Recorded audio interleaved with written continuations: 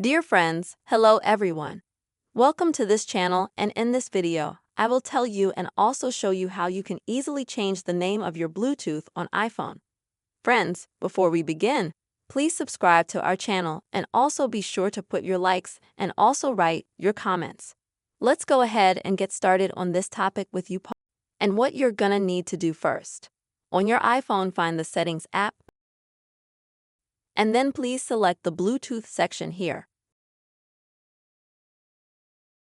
And see where you can find the name of your iPhone, your Bluetooth. See, under the word Bluetooth, you can find the text. Your iPhone is called so and so.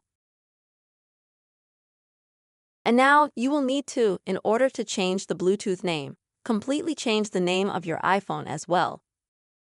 To do that, go back to Settings, select General, then the very first option and the name. Here you can click on this line and then enter the name you want, which you think will suit you, or rather your Bluetooth. And then click on the option at the bottom, Ready, and then please go back.